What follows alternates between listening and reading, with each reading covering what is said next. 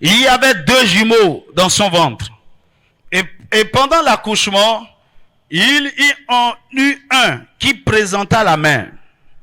La sage-femme l'a pris et y attacha un fil cramoisi en disant, celui-ci sort le premier. Mais il retira la main et son frère sortit.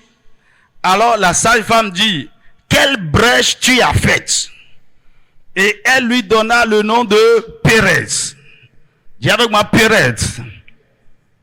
Ensuite sortit son frère qui avait à la main le fil cramoisi et on lui donna le nom de Zérach.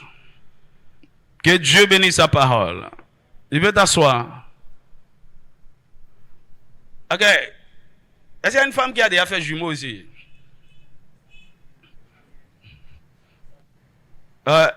Qui veut bien quand même? Ouais, je suis en train de prier pour ma femme. Il faut qu'elle fasse jumeau. Tu n'as pas dit amen.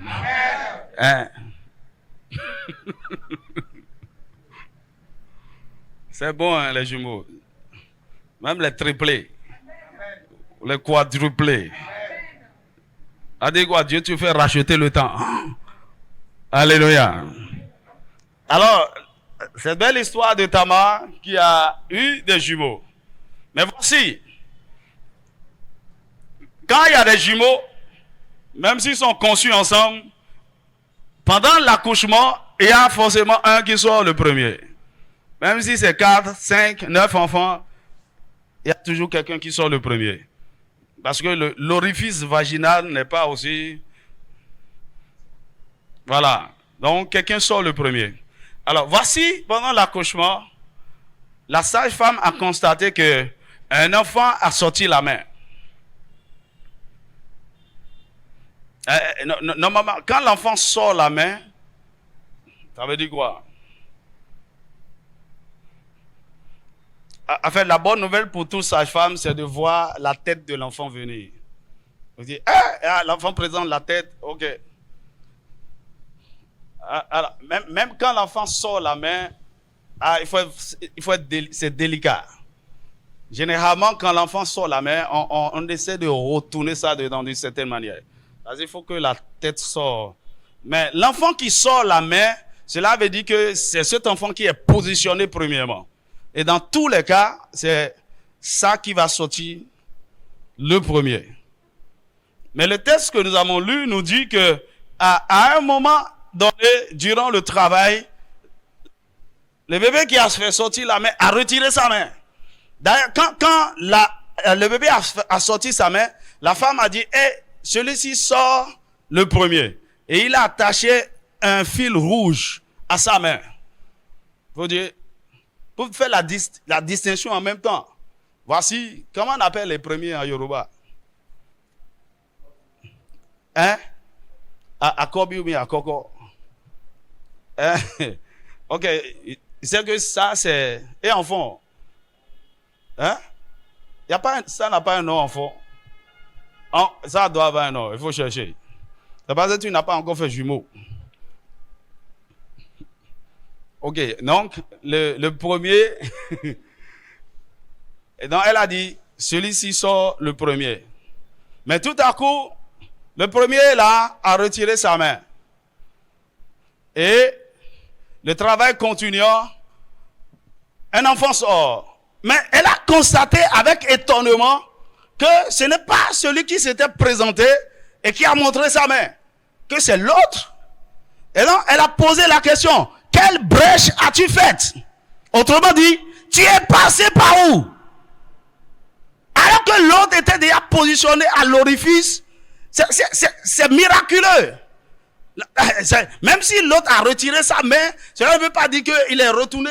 Il n'y a pas assez d'espace dans l'utérus de la femme pour faire tous ces mouvements-là. Non. Mais l'enfant a fait comment? Et il est parti derrière et l'autre est sorti. La femme a dit, tu as fait quelle brèche? Tu es sorti comment? Écoute-moi, c'est la question que le monde va poser à certaines personnes. Oh, tu ne me comprends pas encore. Tu ne me comprends pas encore. Et quand il est sorti, il lui a donné le nom de Pérez.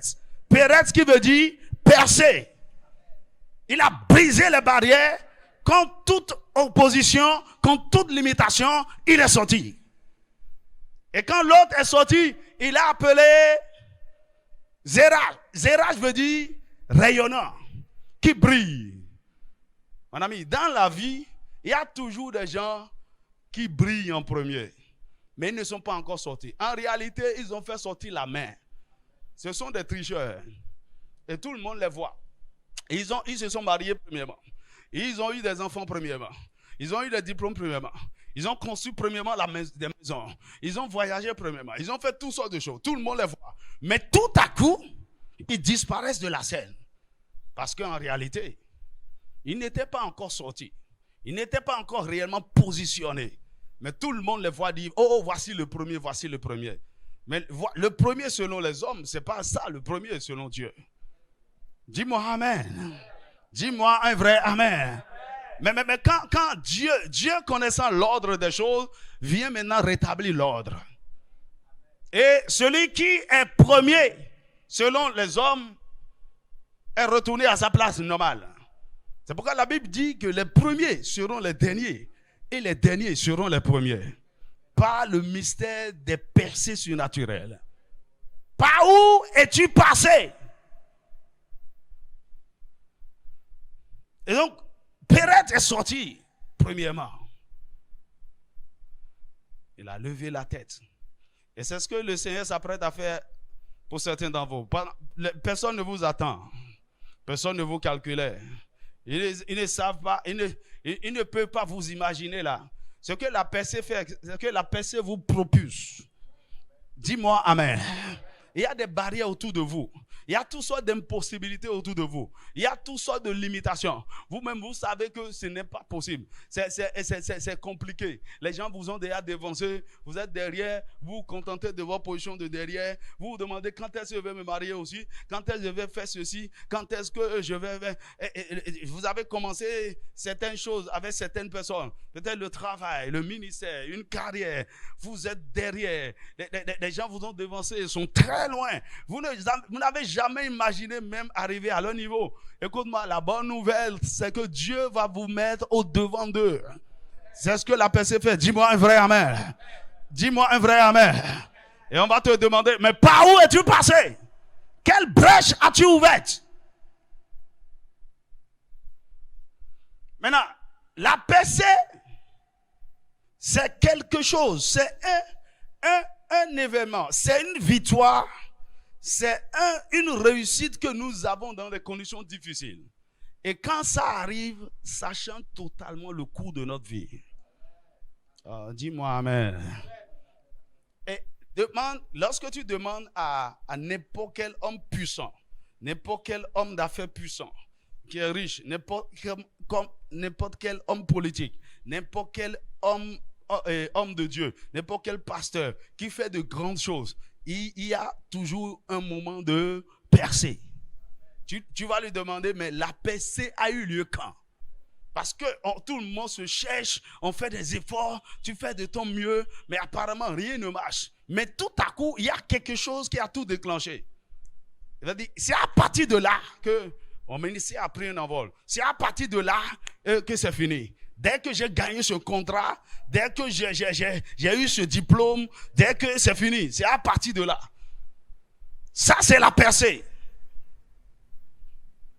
Il y a un de mes papas à Parakou. Je connaissais le début du ministère et tout. Quand je l'ai rencontré l'année dernière, il a dit, écoute, aujourd'hui, il fait de grandes choses. Tu vois que ça, c'est le Seigneur est merveilleux. Et je lui ai dit, au-delà de tout ce que les gens voient, il faut me dire, quand est-ce que la percée a eu lieu? Qu'est-ce qui a tout changé? Et il m'a dit, c'est quand nous avons acheté cette maison. C'est-à-dire la première propriété de l'église. Et j'ai dit, mais ça a eu lieu comment? Parce que, en fait, il était au cœur de la ville, mais il ne savait pas qu'il pouvait avoir les ressources pour acheter. En fait, dans le temps, le propriétaire les chassait de la maison. Et il m'a dit, la mairie lui a donné un domaine dans un bas-fond. Et ils étaient là-bas en train de chercher les moyens pour combler le bas-fond.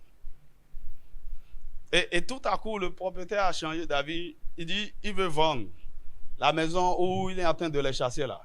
Mais où trouver l'argent? À plusieurs millions. Il dit, il était dans ce truc-là quand tout à coup, vous savez, il y a les Américains qui ont une association, ils envoient des jouets aux enfants en Afrique. Ils appellent Samaritan Purse. Qui a déjà vu ça? Qui a déjà reçu ce genre de jouets? Ça passe dans plusieurs églises. Hein. C'est des jouets, vous pouvez voir toutes sortes de choses. Okay? Mais c'est des cadeaux déjà emballés, préparés. Et donc, même ceux qui distribuent ne savent pas ce qu'il y a dedans.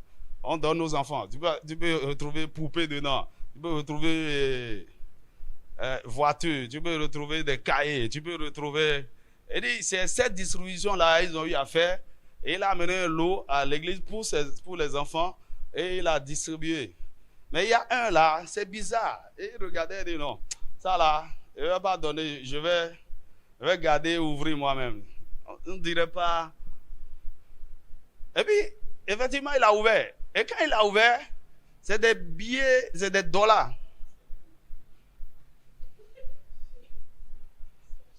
Je prie que tu ne...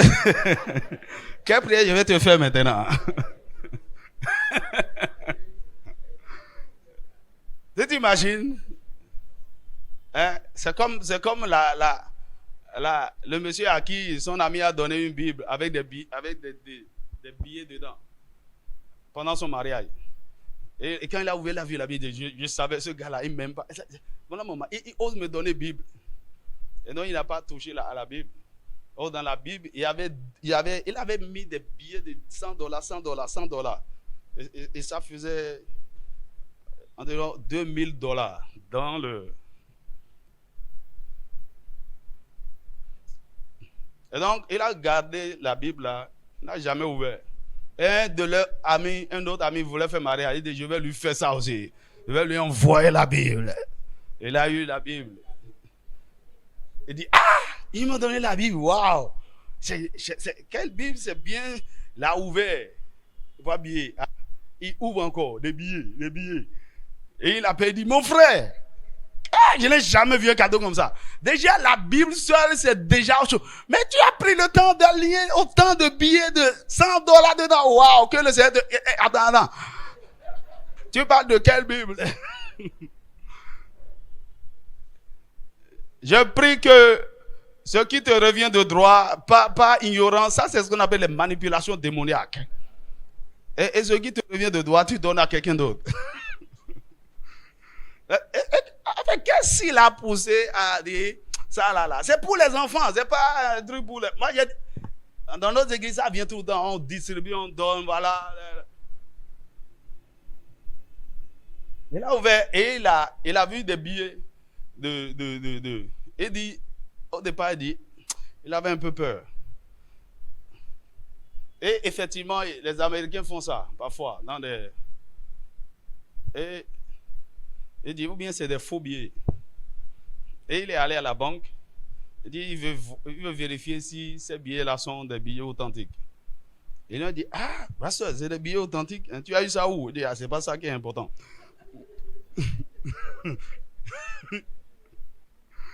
C'était pas beaucoup d'argent, hein. Mais il dit, est-ce que vous pouvez faire l'échange en même temps? Ils ont changé ça en même temps. En fait, ce n'était pas beaucoup d'argent, mais c'était ça la percée. Il y avait juste un peu plus de 3 millions de francs CFA. Il dit, quand il a eu ça, il dit, bon, on peut compléter l'argent pour payer quand même une avance pour c'est tout. C'est là où tout a commencé. Il dit, des gens se sont levés. Dans ce processus-là, il y a même des gens qui se sont levés pour donner 9 millions. C'est-à-dire, il faut que le truc soit déclenché par quelque chose. Mon ami, et je vais te dire, nous sommes dans la saison d'une grande percée. Oh yes. Je te parle de saison de portes ouvertes, de saison de l'élévation et de promotion. ça vient toujours. C'est une percée, c'est un événement. Quelque chose va se passer sur le plan spirituel, sur le plan marital. Tu vois, la percée dans la vie de quelqu'un, c'est certaines personnes, c'est le mariage. Tout a commencé, leur vie a basculé dans la gloire dès qu'ils se sont mariés. Mais quand vous regardez bien, hein, nous chantons mariage. Je vais te montrer. Oh, à la porte des percées, il y a des choses bizarres qui se passent. Et si vous ne faites pas attention aux signes, vous allez passer à côté. C'est pourquoi ce que je veux partager avec toi, ça vaut de l'or. Ça vaut au moins un billet de $100. Il ne faut pas dire amen seulement. Hein. Il faut donner avant que je n'ai contenu.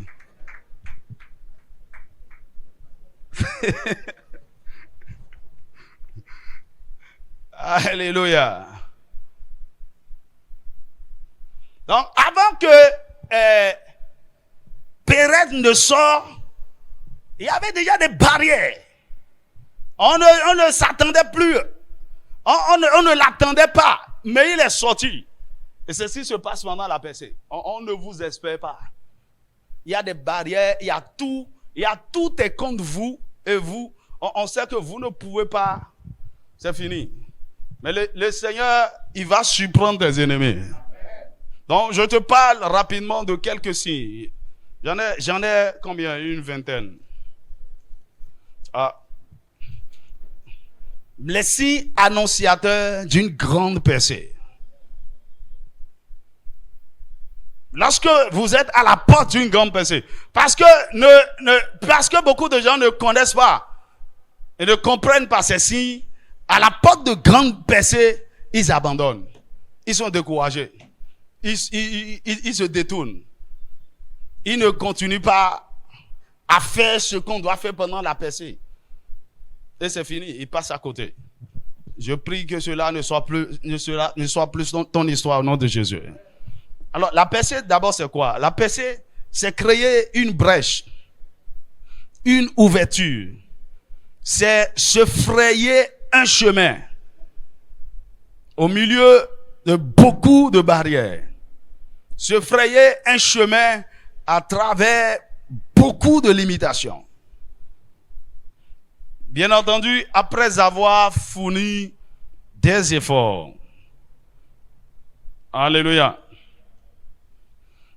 Percer, c'est passer à la première place, malgré toutes les oppositions et les barrières.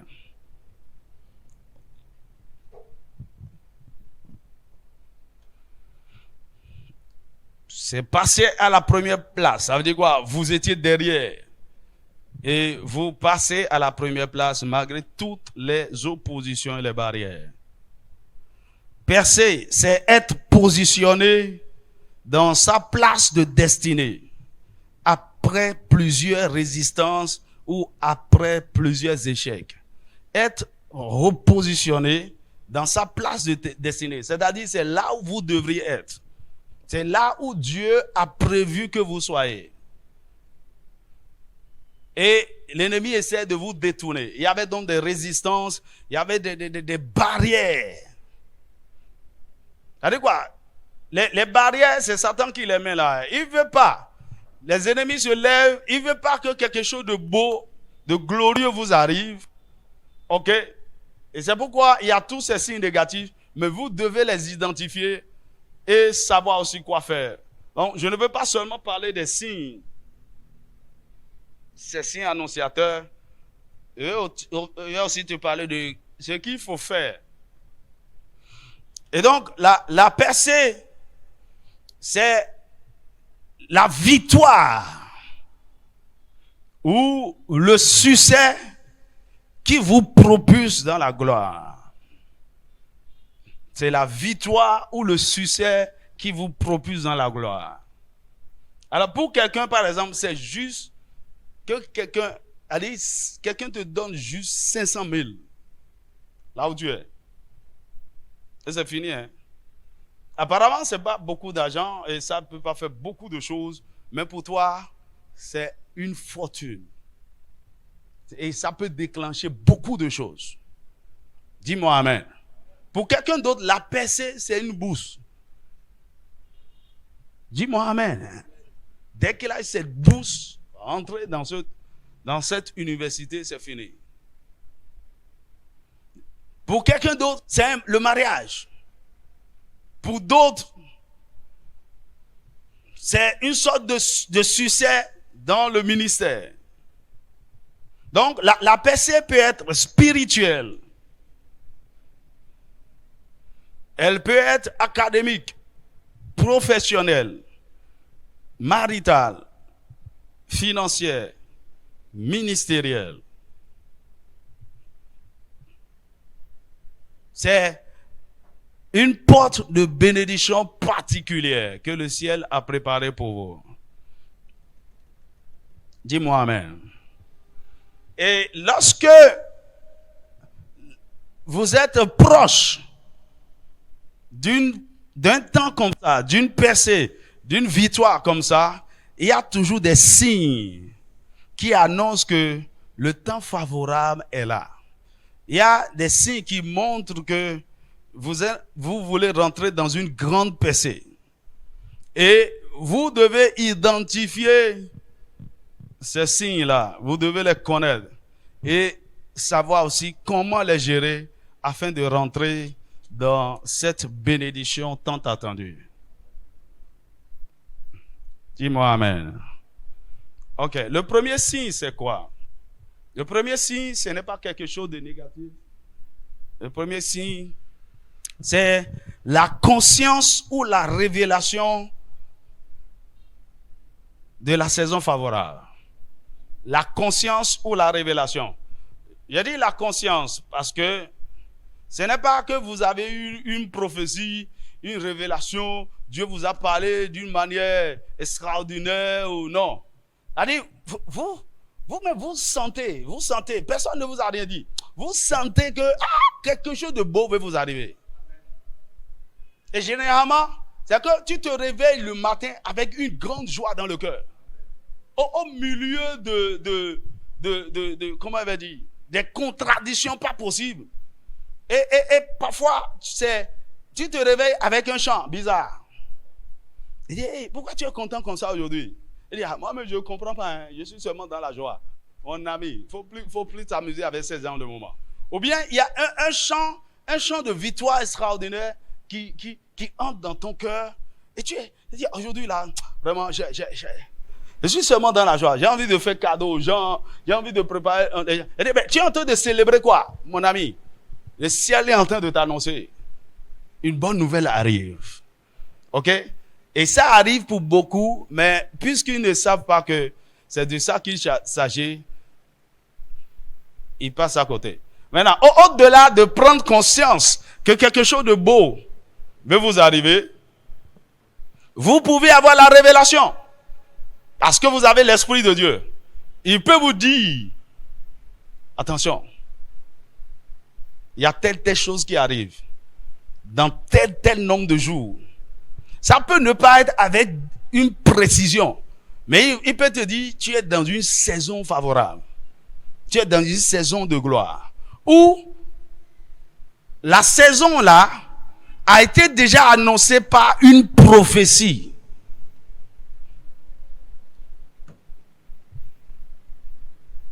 Est-ce que quelqu'un me suit? Écoute, je sais que je ne suis pas... de façon prophétique, en fonction de ce que Dieu m'a dit précédemment, je sais que 2024 est une année exceptionnelle pour moi. Je ne dois pas m'amuser avec ça. Et en dehors de ça, je sais aussi que 2027, c'est l'année de ma gloire. Si tu es sorcier, il faut entendre ça. Tu ne peux pas empêcher ça. Attends, je te le dis. Attends 2027. Pourquoi? Il me l'a dit il y a 13 ans. Amen. Demande à ton voisin, qu'est-ce que tu sais? Qu'est-ce que tu sais? Qu'est-ce que Dieu est en train de vouloir faire en ce moment?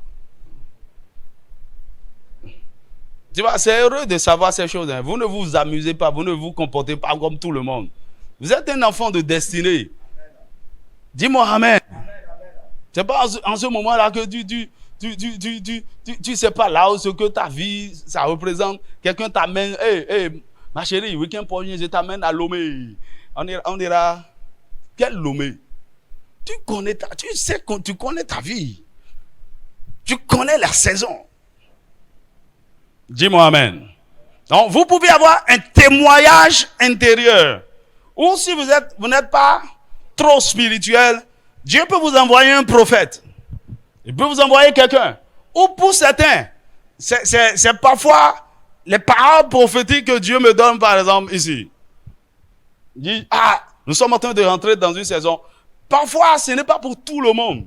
Dieu est en train de parler à quelqu'un. Et quelqu'un peut saisir ça spécifiquement et dire, ça, c'est une parole qui me concerne.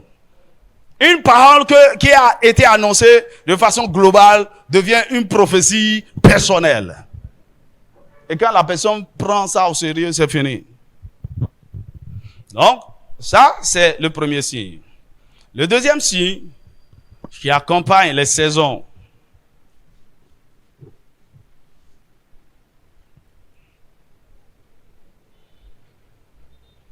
c'est un désir ou une soif inhabituelle. Un désir ou une soif inhabituelle pour prier et pour chercher Dieu.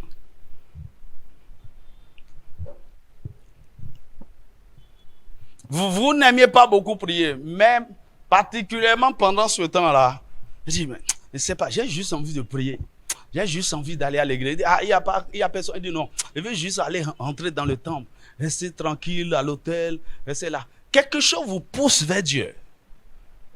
Dis-moi amen. Vous n'étiez pas tellement spirituel. C'est le moment où vous voulez lire la Bible. Tu as dit, j'ai envie de lire. Et tu lis, tu es passionné. Ou bien tu cherches des livres chrétiens. Alors, et généralement, il y a quelque chose qui accompagne ce désir de Dieu ou de prier. C'est vous avez envie de donner aux gens. Il y a une sorte de générosité qui vous saisit. Oh. Qui a déjà expérimenté ça? Tu te lèves le matin, tu as juste envie de préparer, envoyer ça à quelqu'un. Ou bien tu ouvres ta garde-robe et dis non. Ce pain-là, j'ai porté il y a longtemps. La robe là, il y a même des femmes qui ont des chaussures. Tu vois quoi que c'est magasin. Demande à une femme,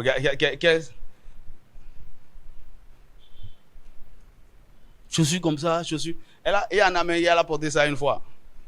Madame, à des moments donnés, il faut vider. Si vous voulez, et maintenant je te parle prophétiquement, je te parle de façon expérimentale. Ce n'est pas signe de percer. Hein.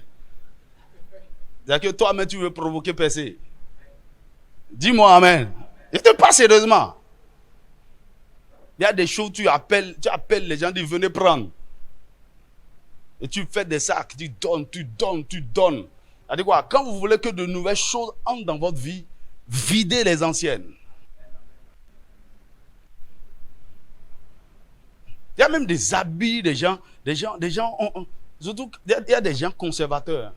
Ils disent, ce pain-là, on ne peut pas donner. Ces chaussures-là, on ne peut pas donner. Mais tu n'utilises plus. Alors, je reviens à mes signes. Donc, pendant ce moment, non seulement vous avez envie de prier, vous avez envie de chercher Dieu, mais vous avez un cœur particulièrement généreux. Et tu appelles quelqu'un et dis, j'ai juste pensé à toi, hein. Attends, je vais te faire un momo là. Il dit, hein? Ouais. Vous avez envie? Surtout quand tu as cette envie-là d'envoyer les momos au pasteur, tu es gâté. C'est que Dieu t'a parlé vraiment. Hein? Et tu es dans une saison favorable. Tu n'as pas dit amen bien. Alors, dès demain, sois inspiré. Dis amen.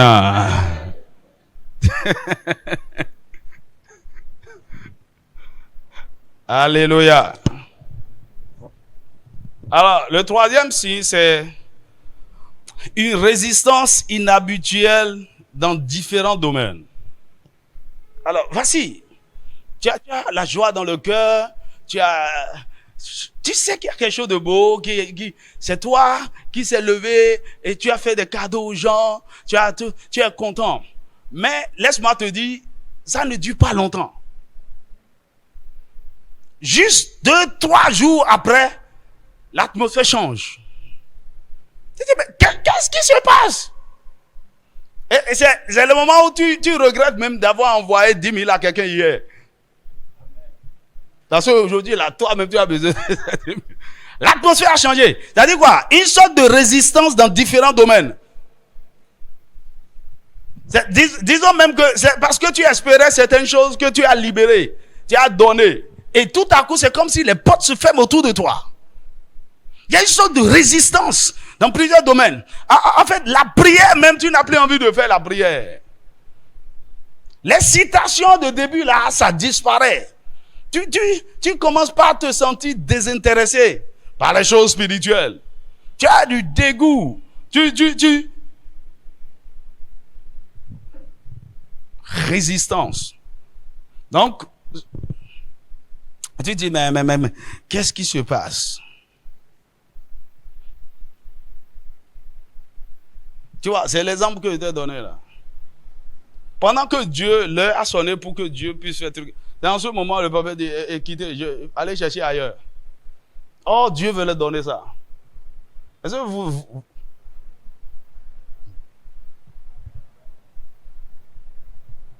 Dans ce moment, des choses bizarres commencent à se passer. C'est que tout te résiste. Les gens te doivent de l'argent. C'est maintenant, ils ne veulent plus te payer. Dans différents domaines, tu dis, ah, mais qu'est-ce qui se passe? Vous commencez par être frustré. Mais à partir de maintenant, tu comprends de quoi il s'agit. Le 4e signe. Distraction de tout genre. Distraction de tout genre. Alors, pendant les temps de percée, c'est le moment où vous devez rester concentré. Vous devez rester focalisé. Mais là, vous aurez beaucoup de distractions. Beaucoup de distractions. Et la distraction, ça commence par vos proches, les amis. En ce moment, vous avez des visites inutiles, les gens vous appellent, c'est vous êtes occupé par des choses inutiles. C'est en ce moment où tu es frustré, et tu sens les résistances là, ou que tu vas même sur les réseaux sociaux pour te distraire. Et c'est là tu commences par regarder les séries. À qui je suis en train de parler?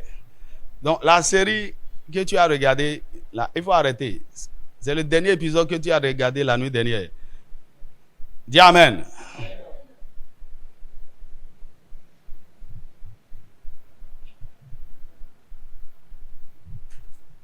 C'est en ce moment même tu veilles pour les choses inutiles. Hein, pour regarder film, pour faire distraction. Tu commences par faire des choses inutiles. Et à la fin de la journée, j'ai fait quoi aujourd'hui même? Rien. Tu as gaspillé le temps.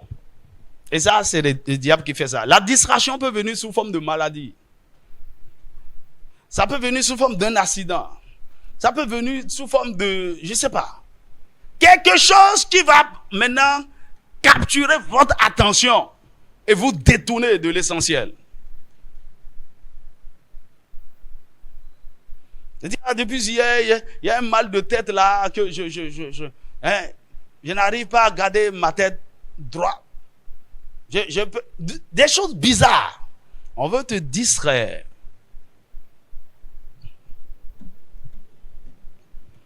Fais attention. 5e signe. Attaque et tentation inhabituelle. Il y a des attaques.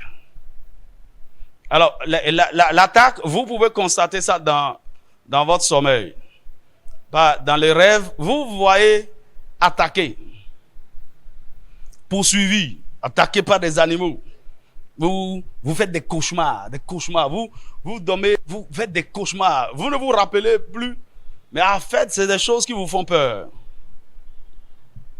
Ou l'attaque est d'abord spirituelle, mais vous constatez dans le physique que beaucoup de choses sont attaquées. L'attaque peut aller peut-être sur votre voiture, sur votre moto, sur les machines que vous utilisez. J'ai un ami médecin qui est radiologue. Il a fait échographie. Il a toutes sortes d'appareils. Il dit, un jour, un lundi, il est entré dans son centre. Tous les appareils ont refusé de fonctionner. Mon ami, ça, c'est pas quelque chose de naturel. Et ça a besoin de réparation.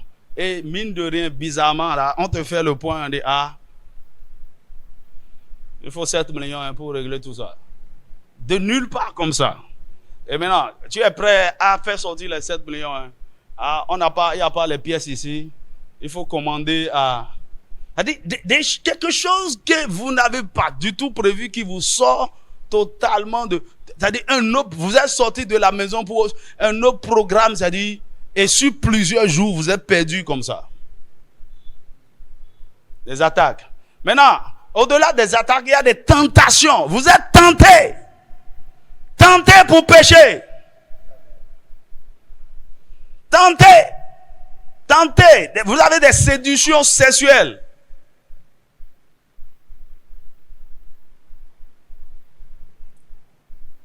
Et parce que si vous tombez dans les péchés en ce moment-là, surtout la plus grande tentation en ce moment, c'est les tentations sexuelles. Le sexe est gratuit maintenant, pratiquement. Satan va t'offrir ça. C'est pour te détruire. C'est pour fermer des portes. Dis-moi amen. C'est en ce moment-là que les bonnes choses vont vous arriver. Satan vous amène. Tu ouvres ton téléphone, tu vois. Et même sur Facebook maintenant, tu vois des trucs de sexe. Et ça te donne des liens pour... Et tu vas rentrer dans la pornographie, dans la masturbation, non. C'est maintenant tu veux satisfaire la chair. Non, tu es fini comme ça. Beaucoup de tentations. Des tentations pour faire de la fraude, pour tenter. C'est-à-dire quoi? Des choses auxquelles vous devez dire non. Maintenant, souvenez-vous, avant que les tentations ne viennent, il y avait déjà des résistants qui ont commencé, des distractions, des choses qui ont commencé par vous frustrer et spirituellement vous êtes faible. La passion que vous avez avant pour prier là, c'était déjà parti. Et vous tombez dans toutes sortes de tentations. Et la porte de gloire qui voulait s'ouvrir, ou bien qui était déjà même ouverte, se referme. Que cela ne soit plus ta portion. Le 6e signe, ce sont des conflits, des provocations et des offenses inhabituelles. Des conflits, des provocations et des offenses inhabituelles. Tout à coup, je ne sais même pas ce qui a pris ma femme. Elle n'a pas l'habitude de me parler comme ça. Ma femme me parle mal. Écoutez, il y a des provocations inhabituelles, des conflits inutiles, des problèmes. C'est-à-dire, ça là, ça vient d'où même? C'est le moment où vous êtes offensé, on vous offense. Et tu es offensé à la maison, tu sors énervé. Tu vas au boulot, tu es offensé. Tu dis, attends, j'ai fait quoi aux gens en ces temps-ci? On dirait que je dois quoi pour me... Tout t'énerve. Tu es irrité partout. Les enfants t'énervent. Ta femme t'énerve. Un client vient t'énerve. Tu vas reconnaître. Le diable veut t'avoir. Dès que vous perdez la bonne humeur, vous êtes en colère, vous êtes irrité, vous êtes... Ok, c'est bon. Les bonnes choses commencent par se retirer de vous. Parce que là, vous-même, vous créez une atmosphère de ténèbres. Alors, quand tu vois ces choses-là, il faut faire très attention. Il faut dire, oh Satan, je te vois venir. On peut éviter les conflits. On peut jouer avec les grandes offenses. Dis-moi amen. Tu peux rire des provocations. Amen. 7e. Tout semble être contraire à ce que Dieu a promis ou à ce qu'on a senti venir. tout semble être contraire à ce que Dieu a promis ou à ce qu'on a senti venir. La révélation que vous avez eue, le sentiment que vous avez eu, la conscience que vous avez eue, ce que vous avez vu venir, vous allez commencer par voir le contraire. Ça veut dire quoi? Des choses qui vont vous dire que c'est idiot et insensé de croire même que quelque chose de beau peut vous arriver. Vous voyez l'opposé, le contraire. Et si vous observez, vous regardez, rien au monde ne peut vous amener à croire que quelque chose de beau peut sortir de cette situation-là. Tout est négatif autour de vous. Tu vois? C'est-à-dire, dans l'agenda de Dieu, c'est que dans 7 jours, vous allez acheter une maison de 20 millions. OK? Aujourd'hui, là, si quelqu'un vous demande 20 000, vous n'avez même pas. Est-ce que quelqu'un comprend de quoi il parle? C'est-à-dire, vous c'est l'opposé. C'est-à-dire, vous ne pouvez même pas, même dans vos cauchemars, vous ne pouvez pas croire ça.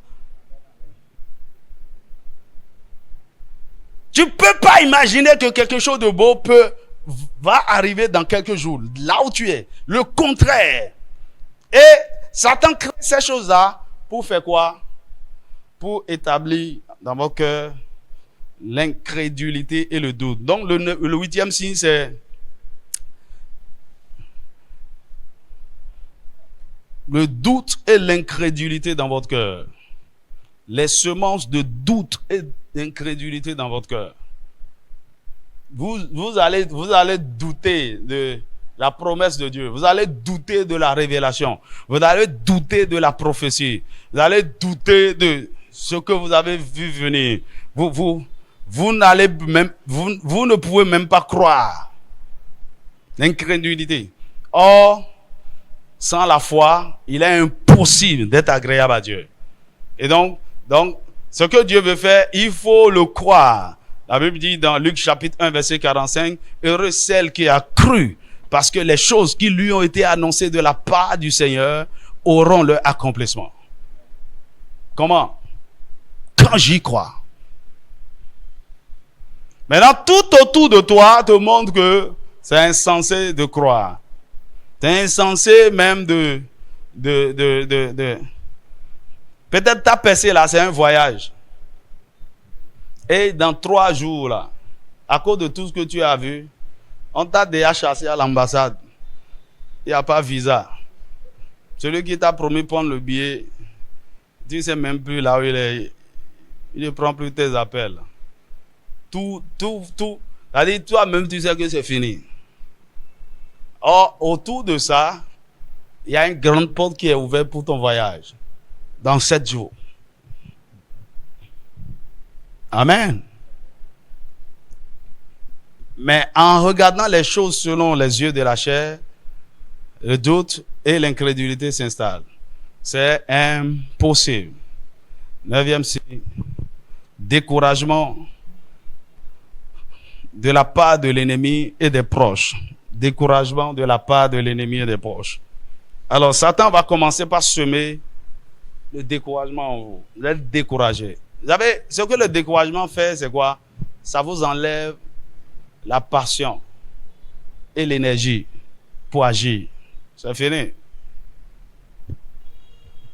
Vous n'y croyez plus. Vous n'avez plus la force pour vous engager. Vous êtes découragé. Et non seulement l'ennemi va semer des choses en vous, mais vos proches à qui vous avez déjà annoncé des choses, il y a eu à terre, je veux me marier, je suis venu te voir pour vraiment toi aussi. Hein. Les gens vont commencer, les avocats du diable, ils vont venir te prêcher. Et quand ils auront fini de te dire, ouais, tu as raison. Moi-même, c'est de zèle. Je ne sais même pas pourquoi j'ai cru même que telle chose peut y arriver. Elle dit toi-même, non. Mon ami, là, il faut faire très attention à ceux qui sont autour de vous et à leurs paroles. 10e signe, c'est épuisement ou fatigue. spirituel, émotionnel et physique. Épuisement ou fatigue. Vous voyez, au milieu de tout ça, tout à coup, vous vous sentez épuisé, fatigué. Spirituellement, fatigué. Émotionnellement, fatigué. Physiquement, fatigué. Tout ce que tu as envie de faire, dormir, manger et dormir. Je n'ai même plus de force ces temps-ci. Oh, ma chérie, je suis venu pour qu'on prie. Ah, sois en train de prier. Je ne veux pas prier. Ah, mon frère, viens. Ah, tu sais qu'il y a un programme à l'église. On va spirituellement down. Émotionnellement, je n'ai même pas la force pour... Tu vois, vous êtes épuisé.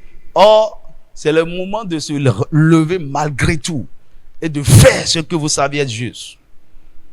11e, les pensées négatives. Alors, les pensées négatives vont commencer par vous traverser. Satan, le diable va vous bombarder, les démons vont vous bombarder. Des pensées. Et vous êtes seul là, hein, mais il y a tellement de choses qui vous traversent, tellement d'imagination, tellement de voix, tellement et tout à coup, c'est fini. Satan va te raconter comment tu es trop prétentieux. Dans toute ta famille là, est-ce que tu as déjà vu quelqu'un faire ce que tu... Tu as déjà vu quelqu'un brailler dans la famille? Tu as des pensées négatives. Il va te charger. Il dit, vraiment. 12. Des pressions et oppression émotionnelle. Pression et oppression émotionnelle.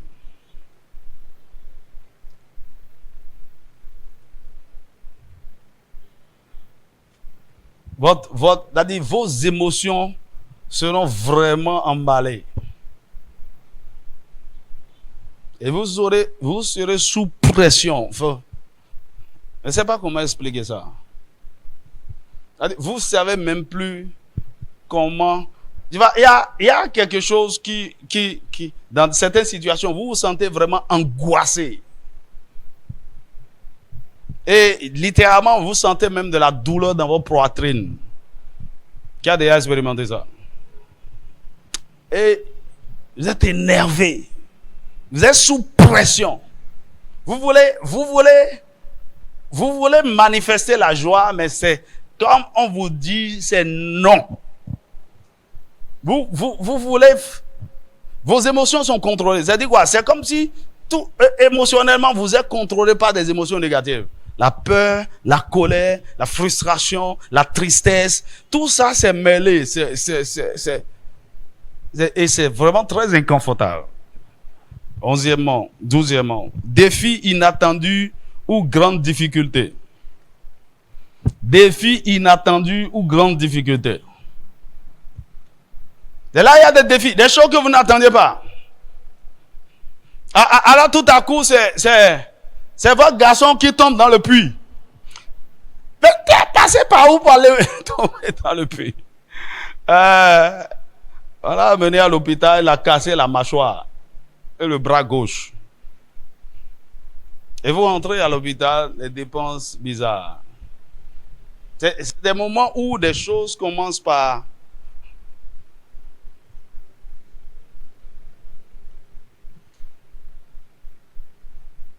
Quelqu'un veut faire un accident domestique. Quelqu'un veut faire ceci. Et dit, on a laissé le gaz ouvert. La cuisine a pris feu. Heureusement, toute la maison n'a pas... Il y a toutes sortes de choses bizarres qui se passent. Qui constituent de grands défis que vous devez gérer. Dis-moi amen.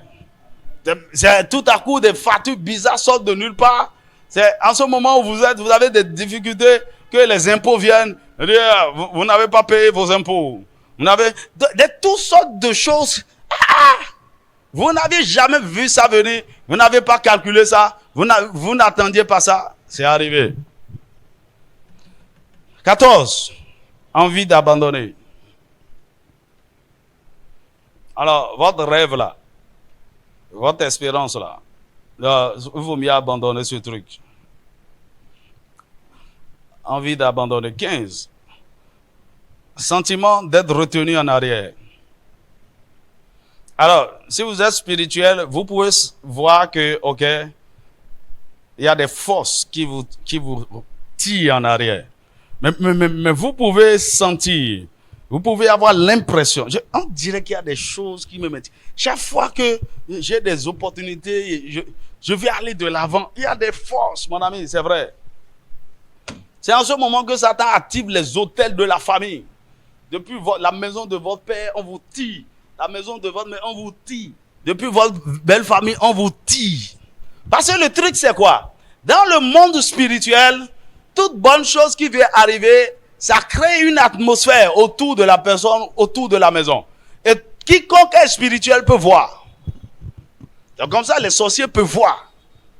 Et ils peuvent savoir exactement de quoi il s'agit. Et donc, on va utiliser tous les moyens pour empêcher cette bonne chose d'arriver.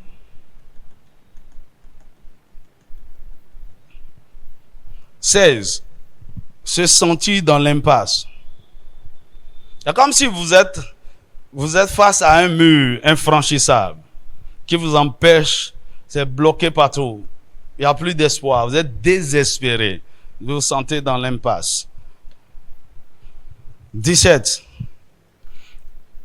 Message, c'est là où ça devient intéressant. Message subtil de réassurance de la part de Dieu.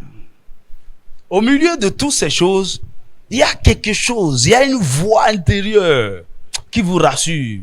N'abandonne pas, ne te décourage pas. Tiens bon, ça va aller. Il faut y croire encore. Tu vas voyager. Ce mariage aura lieu. Ce contrat, ça va marcher. C'est promotion. Tu ne seras pas. Il y a une voix. Mais c'est une voix tellement douce et faible. Comparée à tout ce qui se passe autour de vous. Mais au fond, il y a quelque chose qui vous rassure. 18. Cycle de doute et de foi. Alors, donc, dans votre situation là, où vous aviez envie d'abandonner, il y avait le doute et tout, et l'incrédulité, parce que il y a une voix qui commence par vous parler, la foi commence par renaître. Mais ce n'est pas encore une foi ferme. Et donc, vous allez passer par ce moment, un cycle. Vous basculez du doute à la foi, du doute à la foi. Un moment, vous croyez. Un moment, vous ne croyez plus. Un moment, vous doutez. Un moment, il y a une parole que vous écoutez. Ou bien tu viens à l'église, le pasteur prêche un message. Il dit, waouh, maintenant, ma foi renaît. Mais à partir de lundi, c'est fini. Vous ne croyez plus. Et il fait un moment, vous venez à l'église. Et pendant qu'on prie, vous avez prié, dit, ah, bon, maintenant, c'est bon. Mais 2 jours après, vous replongez. 19. Lueur d'espoir. Lueur d'espoir. Au milieu de toutes ces choses, vous commencez par voir une lumière. C'est pas encore grand, hein, mais devant vous là, il y a une lueur d'espoir. Ça dit quoi? Il y a de bonnes nouvelles. Quelque chose de positif commence par rentrer dans l'équation. Une lueur d'espoir. Vous avez entendu une nouvelle, c'est pas encore officiel. Quelque chose, il y a quelque chose de... Et on vous a filé une information. Et l'espoir commence par renaître. Et dit, ah, c'est possible. Ah, on peut. Le contrat peut signer. Ceci peut... Voilà. 20. La paix, malgré tout. Aussi, si la chose vient de Dieu, vous allez constater qu'au milieu de toutes ces choses, votre cœur est en paix. La paix. C'est une paix indescriptible parce que ça vient du Saint-Esprit. Vous êtes calme. Vous êtes confiant. 21. prêt à faire des compromis ou accepter le moindre? Le diable ne vous a pas encore lâché. Allez quoi? Vous êtes prêt à négocier, à faire des compromis, à revoir vos attentes, à revoir ce que vous voulez réaliser, à accepter quelque chose qui est moins que ce que vous espériez. Ah bon, si je n'ai pas eu ça, bon, ça aussi c'est pas mal. Vous êtes tenté à faire des compromis. Ah, c'est quoi? C'est comme si votre foi ne tient plus pour cette grande chose que vous voulez avoir.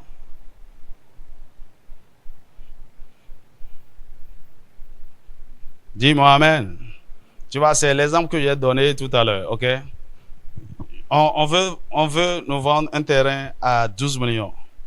Et c'est ça que je dois avoir. J'ai 3 millions. Je peux choisir le moindre. Quitter le centre de la ville et aller en périphérie, dans une brousse quelque part, acheter un terrain de 3 millions. Ok? Avec ces 3 millions, je peux résister et faire tout possible pour avoir ce que je voulais au départ. Dis-moi amen. Dieu voulait faire quelque chose de grand, hein, mais c'est devenu une petite chose. Et tu peux même te réjouir que ce n'est pas ce que Dieu avait prévu au départ. Je t'ai dit, je te parle d'une grande percée qui va changer tout. Et tu vas vivre cela au nom de Jésus. 22 pour finir. S'accrocher ou lâcher tout. C'est-à-dire quoi? Vous êtes à un niveau où vous devez prendre une décision. Soit vous vous accrochez à votre rêve, ou vous laissez tomber. Et c'est justement en s'accrochant que vous allez constater que le miracle était devant vous. Il fallait juste faire un pas et puis vous êtes dedans. Vous pouvez déjà faire demi-tour. Tu vois, beaucoup de gens ont lutté, ils ont lutté. Ce qu'ils attendaient, c'est déjà devant eux comme ça. C'est en ce moment, ils ont dit, c'est pas la peine. Que cela ne soit pas ton histoire au nom de Jésus. Dis-moi amen. Alors, rapidement, là je ne vais pas durer. Comment persévérer à la porte des percées? Il y a des choses qu'il faut faire lorsque vous êtes là et vous avez tout ce tableau devant vous. Premièrement, action de grâce, louange et adoration. Vous devez maintenir ce style de vie, ce style d'action de grâce, de louange et adoration pour créer ou pour maintenir une bonne atmosphère autour de vous. En fait, toutes ces choses dont je suis en train de parler, c'est pour changer l'atmosphère.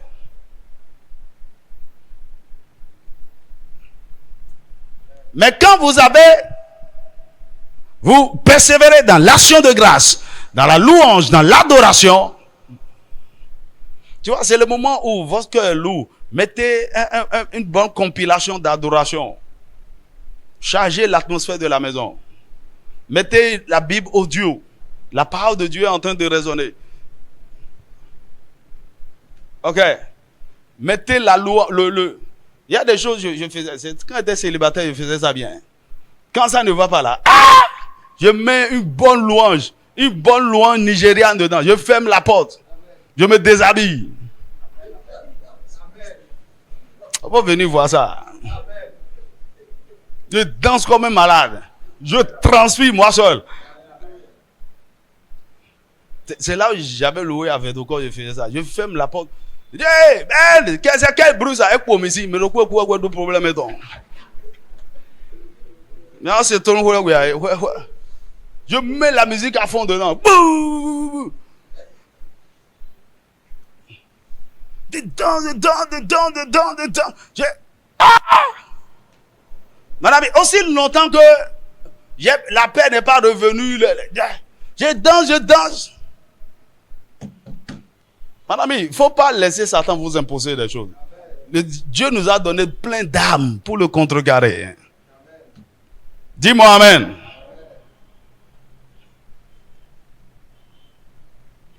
Louange, adoration. Alors si tu as l'opportunité et c'est le temps de venir à l'église, mon ami, loue comme pas possible.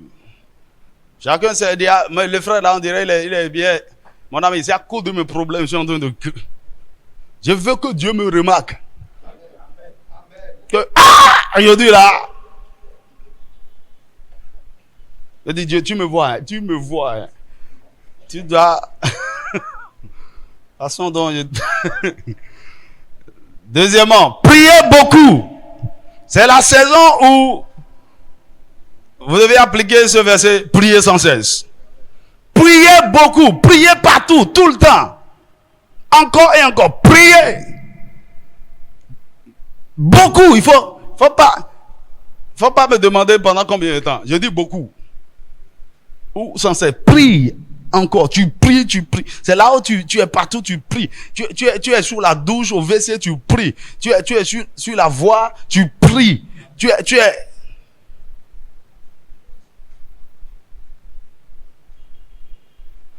Il y a une seule chose que j'aime, j'avais aimé pendant Covid. Là. Quand tu as mis ton masque là, ta bouche peut être en train de bouger derrière, personne ne sait. Là, je prie beaucoup en langue avec masque. Riko Sakataraba, Rekete, Ribrosa. Tu es dans un espace public, en attente dans un hall, ou bien en voiture, tu es en train de prier, Prie.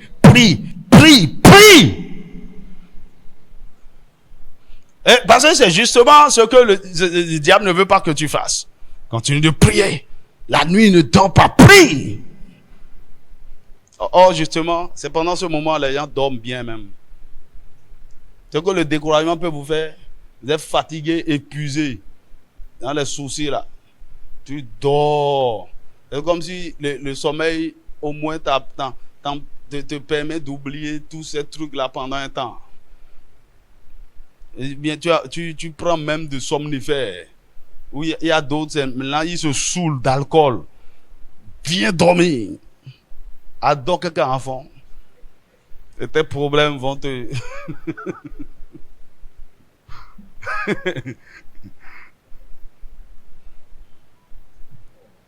Un ami, prie. Prie jusqu'à dormir. Prie jusqu'à ce que tu te surprennes en train de dormir. Et tu recommences. Troisièmement, lire, étudier, méditer la Bible. Lire, étudier, méditer la Bible. Parce que c'est là, parfois, vous allez tomber sur les solutions.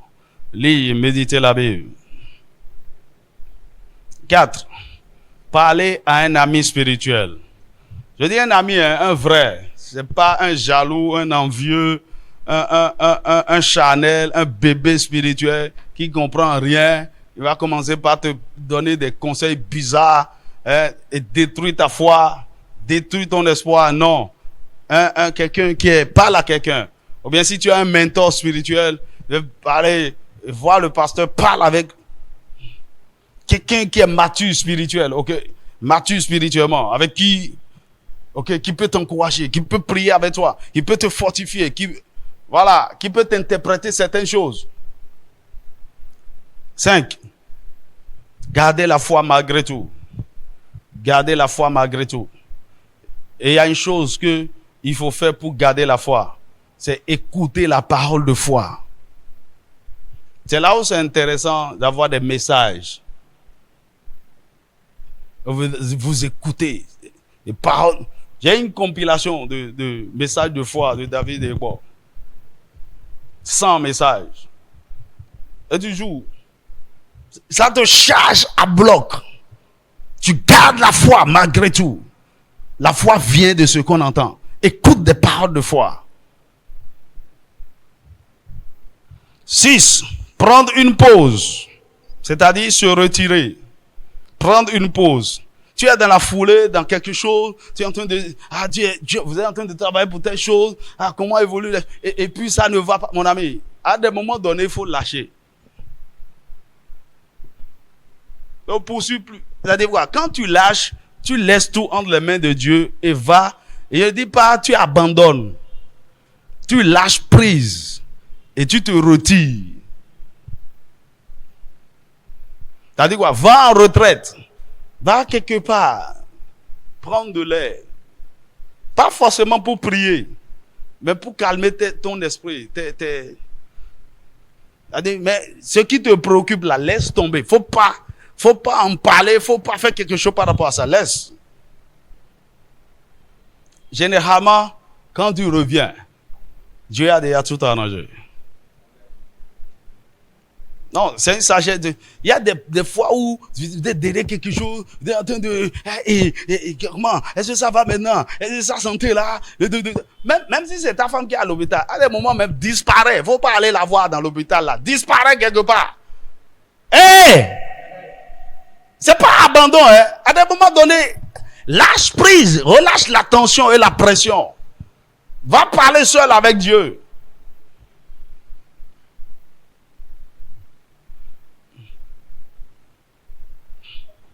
C'est un acte de foi puissant. C'est une façon de dire, Dieu, je te fais confiance. Si je ne suis pas là, toi tu es là. Et tu t'occupes mieux des choses que moi. Amen. 7. Jeûner longtemps.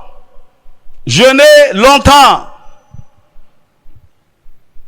C'est-à-dire la semaine dernière, j'ai commencé un jeûne. Le mercredi passé. Donc, je m'arrête le 31 décembre. Tu crois que je blague, hein?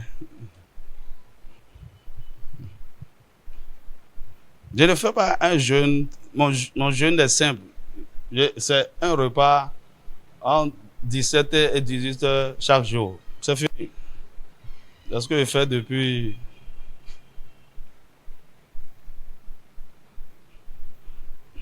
Ok, parce que j'ai besoin d'un peu d'énergie pour continuer par... Tu imagines, avec toute l'énergie que j'ai dépensée hier là. Tu crois que je suis robot? Je suis un homme comme toi. Hein? Mais il y a un truc que j'ai constaté. J'ai commencé par perdre quelques kilos. Et ça, c'est très bon. Dis-moi amen. Olivia n'est pas venue aujourd'hui. La semaine dernière, là, je lui ai dit de faire 5 jours. Elle est venue me parler de certaines choses. J'ai dit, on commence jeûne la semaine prochaine. Hein. Mais est-ce que tu peux faire 5 jours? Je dis, parce que mon ulcère là, il faut le laisser. Écoutez, il y a certains problèmes, vous ne pouvez pas les régler si vous ne jeûnez pas. C'est impossible. La Bible est claire. Ces gens de démons ne sortent que par le jeûne et la prière. Il dit, quand tu auras fini le 5e jour, viens.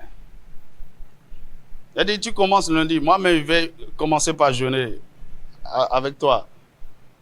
Et quand elle est venue, elle était vraiment préparée spirituellement. C'est une délivrance extraordinaire. Amen. Et quand elle finit de dire, j'ai dépéri, non? J'ai dit, oui, mais c'est très bon. Ton corps a dépéri. Bon, ce qui se passe dans ton esprit est terrible. Maintenant, je lui ai dit, ok, est-ce que tu peux continuer le jeûne jusqu'à ce que tu rentres dans... Elle me regarde. Elle me dit oui. Hein. Mais le soir, elle est revenue me voir. Je vais continuer vraiment demain. Il y a des Et tu ne dois pas... Tu n'avais pas compris, c'est français, je t'ai parlé. Elle dit, continue. Ok. Elle a continué. Ami, pendant les temps de ce truc-là, mettez votre vie, mettez-vous en régime sacrifice. Même si vous n'êtes pas en train de jeûner, arrêtez de trop manger. Ce qui tue les gens là, tu manges tout. À un moment donné, vous êtes responsable. Je ne m'amuse pas avec mon petit déjeuner.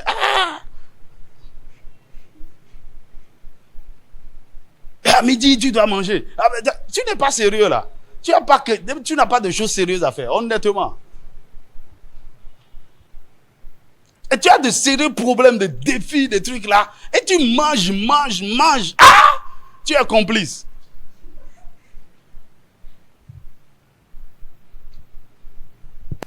Tu as même l'appétit. Malgré tout ce que tu as l'appétit. Non, tu es fort. Adam Ogbo gagné Adam.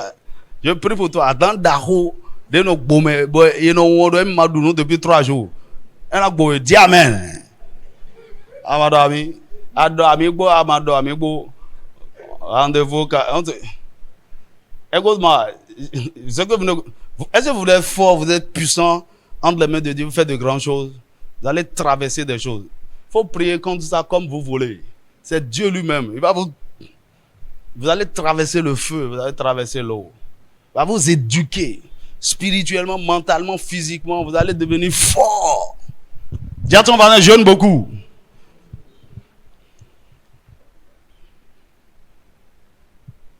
Donc, jeûne beaucoup. Jeûne longtemps, longtemps. Va, tu fais 21 jours, 40 jours, 60 jours, 90 jours. C'est pas que je te parle de ça, tu sais que je fais de longs jeûnes comme ça. Et ça, c'est l'un des secrets qui vous donne de l'énergie. Quand vous voulez faire des choses spirituelles, vous avez l'énergie physique, spirituelle et émotionnelle. Ceux qui mentent tout le temps là, ils sont vite fatigués. Et vous avez la force. Dis-moi amen. 8. Évitez les distractions. Pendant que vous êtes dans des conflits comme ça, évitez les distractions. Évitez les distractions. Ce n'est pas le temps pour toi de t'amuser.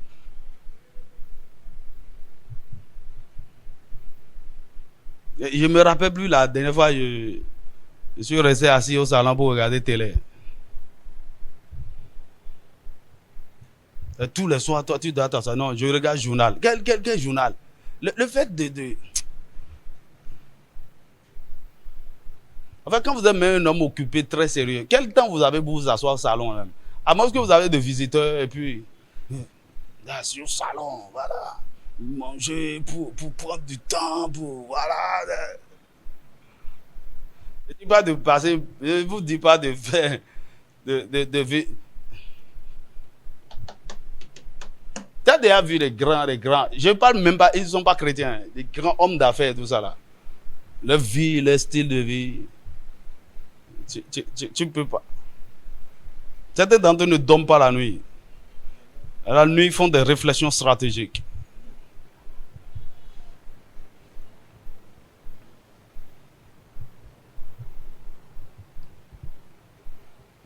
Évite les distractions. Évite ça. Évite ça. Actuellement, quand je veux faire quelque chose, ça va m'apporter quoi? Je gagne quoi dedans? C'est la question que je me pose. Il y a une seule distraction que je me permets de faire, c'est de regarder certains films. Mais de certains auteurs chrétiens, je sais, quand tu vas apprendre quelque chose. Tu seras inspiré. La dernière fois, je regardais un film et je pleurais. Parce que ça traçait quelque chose lié à ma vie.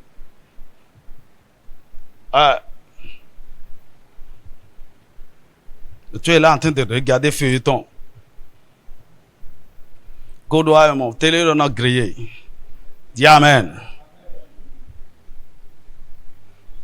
Je ne comprends pas. Tu as des sérieux problèmes et tu t'amuses. Et on a même, quand tu leur dis viens, on va prier. Il y a passé un goa beaucoup de. Ah, parce que ils sont là juste pour dire écoute, il y a des combats, tu dois les livrer toi-même. Même si tu as des gens qui t'accompagnent. Dis-moi amen. 9. Entretenir la communion fraternelle. Entretenir la communion fraternelle.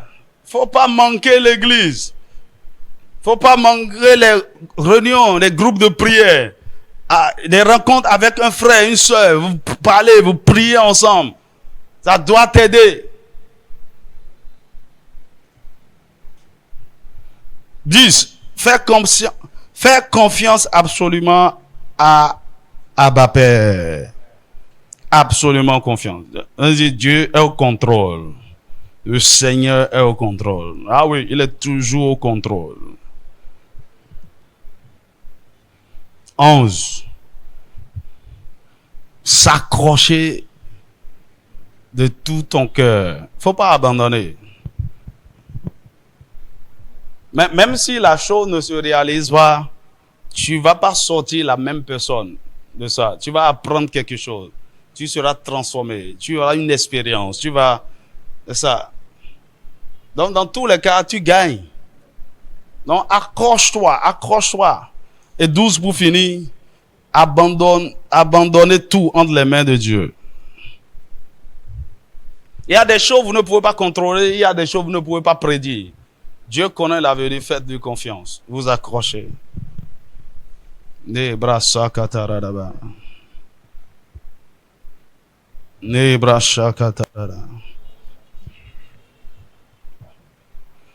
Ok, après ma présentation, qui croit qu'il est vraiment dans une saison de percée? Il y a quelque chose de beau, d'extraordinaire qui va arriver. Accroche-toi. Maintenant, quand il dit saison de percée, la saison peut être 3 jours, 7 jours, 1 mois, 3 mois, 1 an, 3 ans, 7 ans. Ça dépend. Dis-moi amen. Vous devez savoir que de temps à temps là, on ne s'amuse pas. Tout peut arriver. Ce qui peut changer votre vie, votre situation, votre tout. Il suffit que la chose se produise, c'est fini. Mais quand vous ratez ça, ça dit quoi? Le cycle recommence. La porte va peut-être s'ouvrir encore comme ça dans 7 ans, dans 10 ans. Alors pourquoi ne pas payer le prix et s'accrocher maintenant?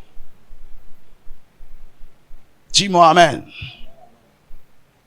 Alors il ne faut pas t'amuser. Je te dis, tu n'as pas à regarder ce qui se passe avec les autres. Tu dois savoir, toi, là où tu es avec Dieu, et sois sérieux. On dit, hé, Georgette, on est où là? On se voit à la plage samedi. On n'a pas les mêmes problèmes. Dis-leur, on se voit à l'église chez moi. On va prier. Toi, avec ton affaire d'église, on n'a pas les mêmes problèmes. Alléluia. Je prie que tu ne passes pas à côté de cette saison favorable. La grâce de Dieu va te soutenir. La grâce de Dieu va te porter. Tu vas vivre, expérimenter cette percée glorieuse. Tu vas toucher du doigt cette promotion, cette élévation, cette victoire qui va te propulser dans la gloire pour toujours. Oh, Maso Kataraba. On va bénir le Seigneur. Il y a quelque chose de beau qui t'arrive. Je ne parle pas de ça pour t'encourager. Les signes sont partout autour de toi. Ça viendra de toute manière. Spirituellement, ça viendra. Financièrement, ça viendra. Maritalement, ça viendra. Pour quelqu'un, c'est juste une somme d'argent qui va rentrer en tes mains et puis c'est fini. Le Seigneur va te donner une idée. Fais ceci avec.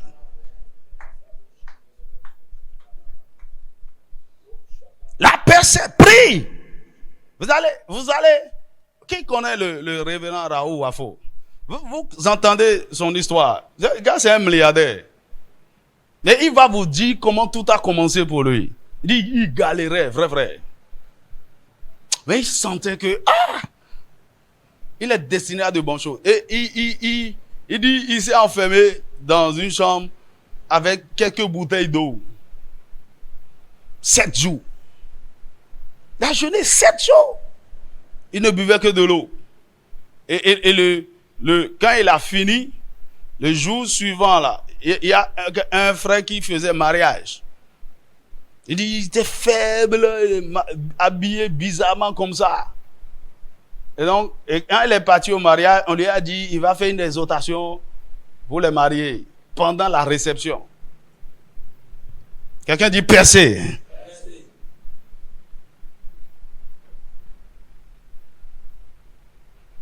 Et donc, il est parti et il faisait l'exhortation.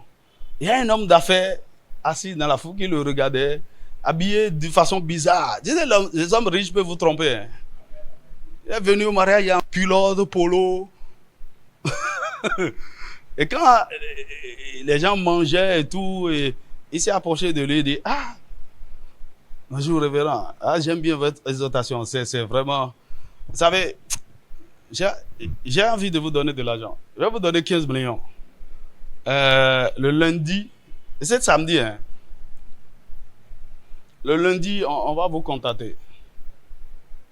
Et c'est à l'époque où il n'y a pas de téléphone comme ça. Ok, prends mon numéro, prends mon numéro.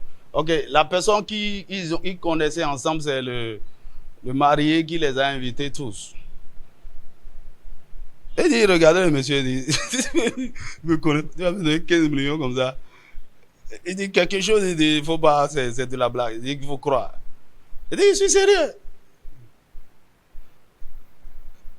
Et donc, il a dit, un week-end a été aussi long pour lui dans toute sa vie.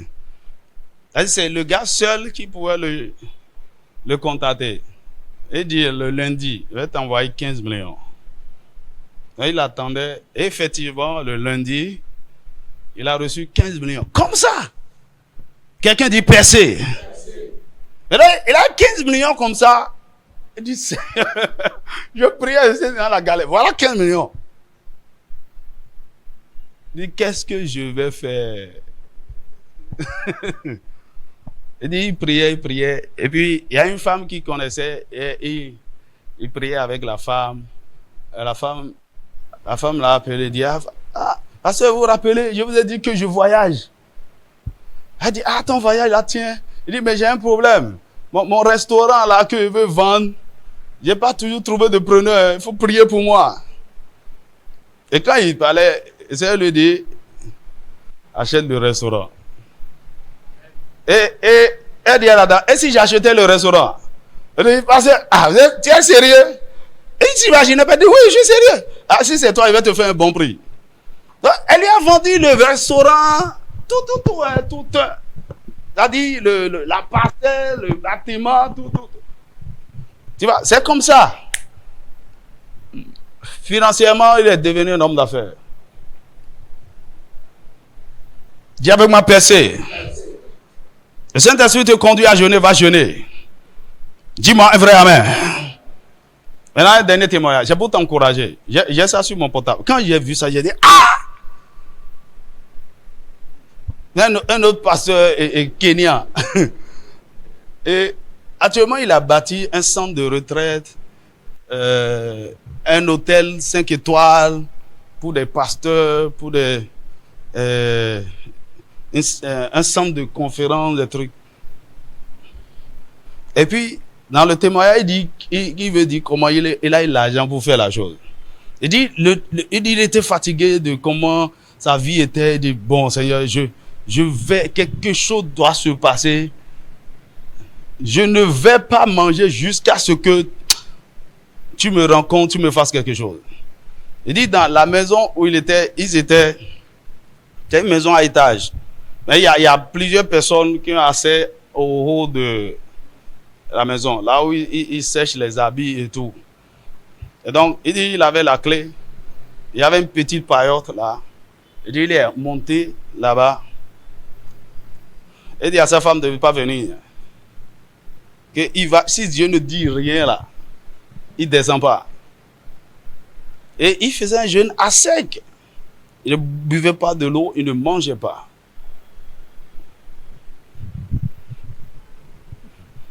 Il dit, il était là. Sa femme venait. À un moment donné, sa femme avait peur. Sa femme a appelé sa maman. Il dit, viens parler à ton fils. Il va mourir. Il ne faut pas dire qu'après que c'est... Vous connaissez les femmes. Il dit, sous le soleil, il est là. Sous la pluie, il est là. Les gens montent pour venir sécher les habits. Il dit, ils ne comprennent rien. Il dit, je ne vais pas bouger.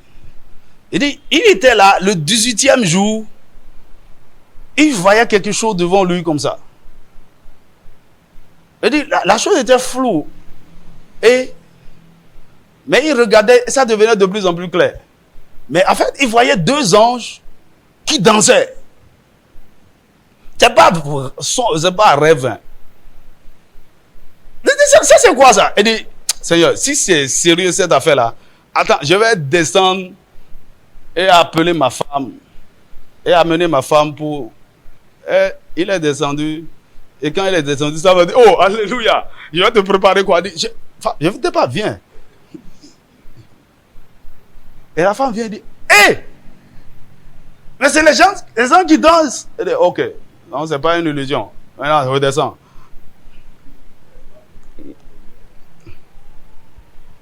Il dit,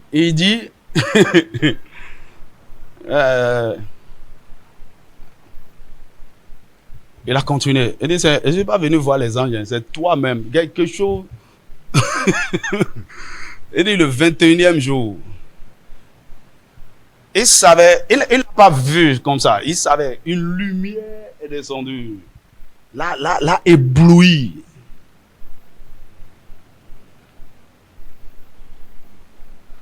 Et au milieu de la lumière, il a vu un paquet. Et il a entendu prospérité. Et sur le paquet, il a vu un montant qui est écrit en dollars. Dans son témoignage, il n'a pas dit le montant. Hein. Il dit c'est beaucoup d'argent. Il dit, dès que cela est arrivé, il dit, bon, le jeûne est fini. Il est descendu. Et après ça, il dit, il a créé une plateforme. Et il a commencé par prier pour les gens en ligne. Prier en ligne. Les gens. Donc, il y a des gens qui étaient connectés. Après la réunion en ligne, il y a des gens qui le contactent par inbox pour prier pour leurs problèmes. Et donc, c'est comme ça. Il y a des femmes, des gens qui l'appelaient de l'étranger. C'est pas beaucoup de personnes. Et c'est comme ça, il dit, il y a une femme l'a appelé. Je dis, hé, pasteur, mais tu pries pour les gens, tu ne demandes jamais offrande. Qu'est-ce qu'on peut te faire? Et la dame lui dit, au cas où quelqu'un a envie de te donner $1 ou $2 comme ça, par quel canal? Je dis, vous avez envie de... Ok, je vais vous donner mon numéro de compte. Et comme ça, il a donné. Un jour, la banque l'a appelé. Il dit, viens. Et il est parti. Il dit, ah, c'est le directeur de la banque qui veut vous voir. Et il y avait des gens là, ils ne comprenaient rien. Interrogatoire musclé. Hein. Il dit, vous êtes qui? Il dit, tu fais quoi? Il dit qu'il est pasteur. Pasteur comment? Et il dit, il était assis dans et le directeur a tourné l'écran de son ordinateur. Il dit, regarde. Il dit, c'est mon compte ça. Il dit, regarde le sort. Il dit, écoutez, il y a beaucoup d'arnaqueurs aujourd'hui. Je ne sais pas de quoi. Ce qui a mis l'argent là, je ne... En tout cas, il dit, qui t'a envoyé? Il dit, envoyer de l'argent comment? Si quelqu'un a envoyé, il faut faire vos enquêtes, enlever ça de moi. Je ne veux pas de problème. Hein. C'était beaucoup d'argent. Et donc, il avait un peu de sous sur le compte et il voulait prendre. Il dit, non, hein, le compte est gelé. Vous ne touchez à rien. Alors, pour vous dire comment le truc est sérieux, FBI est rentré dans l'enquête. Et ils ont appelé, ils ne savaient même pas qui a envoyé le truc. Ils ont appelé ceux qui ont envoyé le truc. C'est une grande famille d'héritiers. Et ils ont vendu une propriété et ensemble ils ont dit on va bénir le pasteur là. Parce qu'il a juste prié pour eux en ligne et quelque chose s'est passé. Et il dit quoi? Le montant là, c'est exactement ce qu'il a vu sur le... Beaucoup d'argent. Ah! Elle dit, je vais jeûner. Je vais jeûner. Peut-être quelque chose va se passer. Il y a son voisin, il faut jeûner. Hein. Maintenant, je ne dis pas ça pour que...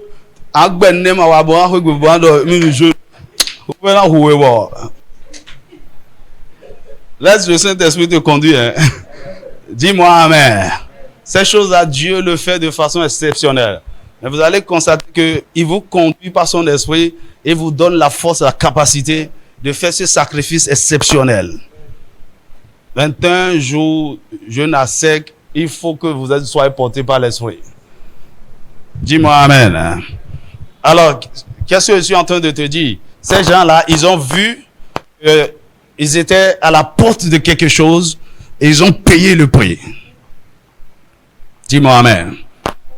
Dans ton cas, il y a toutes sortes de choses. Peut-être le Seigneur va te dire, ah, va faire une semence, va donner ceci, va, toutes sortes d'instructions. Est-ce que tu me suis? Pour que tu te prépares, dans tous les cas, il faut que tu restes focalisé. Et tu vas vivre des merveilles. Au nom de Jésus. Au nom de Jésus.